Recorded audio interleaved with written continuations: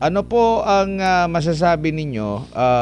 Nakagawian na po ba ng China na magkaroon po ng pag-ban, lalo na dito sa 16 na opisyal ng kalayaan kasunod nga ng pag-ano sa kanila, pag-dideklarang ng nila sa China na or sa ano sa mga ano tawag nito? Sa Chinese Embassy na persona non grata. So hindi na sila makakapunta ng Hong Kong Disneyland. Prof. Uy, sayang yung Disneyland, ha? Oo, Oo. maganda pa naman daw. Macau, Sabi hindi doon. na sila makapunta Sa ng Macau. Macau, Ang hindi Macau pa naman. hindi na mapapagod yung paa nila sa kakalakad doon sa Macau, Prof. Oo, actually, ang makikita mo talaga ang China, well, China kasi one thing that we have to remember, no, the Chinese embassy in Manila is the representation of the Chinese government and China as a whole in the Philippines. So si Ambassador Jing Quan is actually parang representation ng kanilang bansa at ng gobyerno at ng kanilang presidente si Xi Jinping. So you have to understand that. So in a way, yung how do you call that, yung statement at saka reciprocity na tinatawag nila na sanction dun sa 15 ba, Admar? Na mga 16. counselor at 16 pala, kala ko 15. 16 na councilors ata ng municipality ng Kalayaan is actually ano yan eh, kung titignan mo ang signaling that's what you call mayroon kasi akong ipopost dyan kasi itong sino ba to? DILG nagbibida-bida na naman, hindi naman niya naiintindihan. Anyway, yan kasi ay parang tinatawag mong signaling na they actually have an upper hand on this.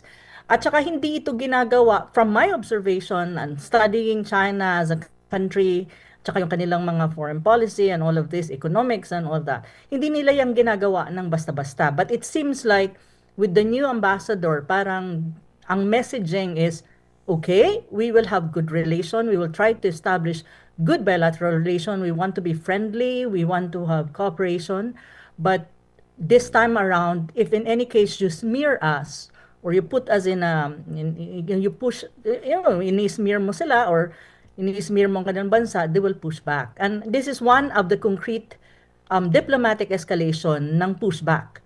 Kasi ang dapat mong maintindihan, natin maintindihan, Admar at saka MJ, ang persona non grata na resolution ng municipality ng Kalayaan has no bearing at all, diplomatically speaking. That one I can tell you.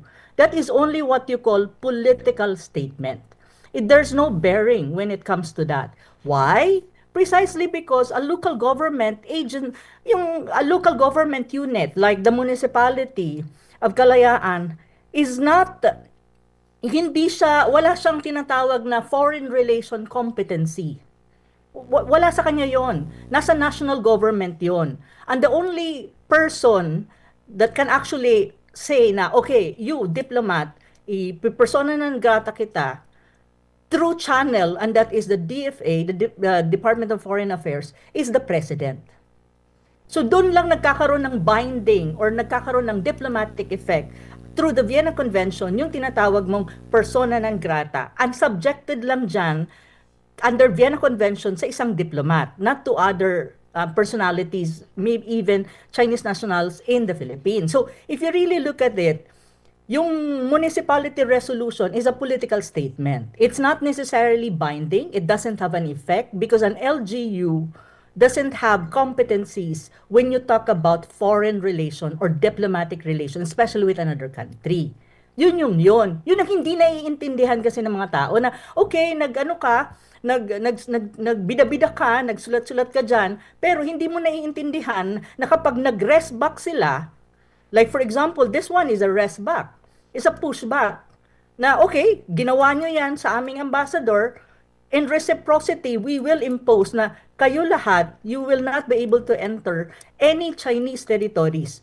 And that one is actually binding because that's the sovereign right of China to say na, okay, kayo, hindi kayo pwede pumasok sa amin. And no one can question that. That is even the case. So kung titignan mo, Ito nga sinasabi ko. Opo. Nagmumukha tayong katawa-tawa sa international community. Kasi, ang mga hirap kasi sa Pilipinas, yung iba, before you make an action, you try to think and try to check kung ano yung meaning ng action nyo, kung binding ba yan o wala naman yung saysay, legally speaking, political lang dahil gusto nyong yung magsabi na, oh, we are ganyan-ganyan, ipipersona ng grata yung ambassador ng Chinese embassy or ng China sa Pilipinas. Opo. When in fact, if the international community will look at you, pagtatawanan tayo, ano yun? Local government? You don't have any personality when you talk about diplomacy. It's actually the president through DFA. Opo.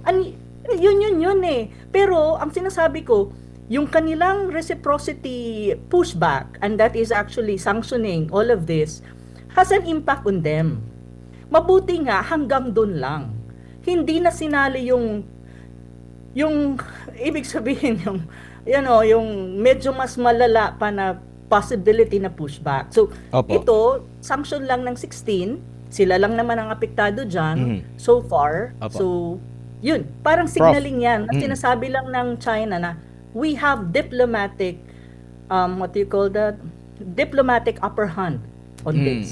Prof, So, parang ganun. hindi po ba siya masyado lang na harsh? Kasi alam natin, pag persona non grata, hindi naman ibig sabihin hindi ka makakapunta doon. Kumbaga, parang hindi ka welcome sa government, pero maaring ka pa rin pumunta doon. Kahit saang lugar, kahit i-declare ka ng persona non grata, bawal naman silang abusuhin o gumawa. Hindi ba masyadong harsh na sa kanila, persona non grata, parang hindi ka welcome? Pero ito, talaga, hindi na sila pwedeng pumasok sa alinmang teritoryo ng China, Prof. Yeah, one thing that also we have to remember, even the resolution itself, hindi rin, ay Diyos ko Lord, hindi mo pwedeng sabihin, ikaw LGU, sasabihin mo persona non grata and may binding yan or actually under Vienna Convention, may binding yan. Hindi siya binding. Actually, Ambassador Jing can go there if he wants to. Because it's not a binding, legal, it's a political statement. It's just a statement, a political. It has no legality, it's no binding, even if you look at the Vienna Convention. Again, ang sinasabi ko, si President Marcos Jr. lang ang pwede magsabi noon na ikaw persona non grata, undirected lang yan. Ang persona non grata in this context is directed to diplomats, not even to non-diplomats. So, ang sinasabi mong kung ano ba, parang Masyadong tawag nito, mabigat. mabigat yung wording ng principle. Well, if you put it in the political context, politically speaking, not legally and not within the bounds of international law, I think mabigat siya politically speaking. Kasi parang tinatakwil mo ang diplomat or yung ambassador ng China na hindi pwede or hindi welcome sa isang municipality. Not necessarily the entire Philippines. So politically speaking, ang signaling niya medyo mabigat. So, in retaliation, well, in reciprocity, ang word kasi na diplomatic is reciprocity. But actually, if magiging bardagulan tayo sa wording, it's actually resback ang dating. So, ang resback nila, okay, if that's the case, all of you na nagsabi na persona non grata ang aming ambassador will not also enter our territory, which is more effective and binding. Kasi that's the sovereign rights of China na sabihin na lahat kayo hindi pwedeng pumasok. And walang makakapag-question doon because that is their sovereign right.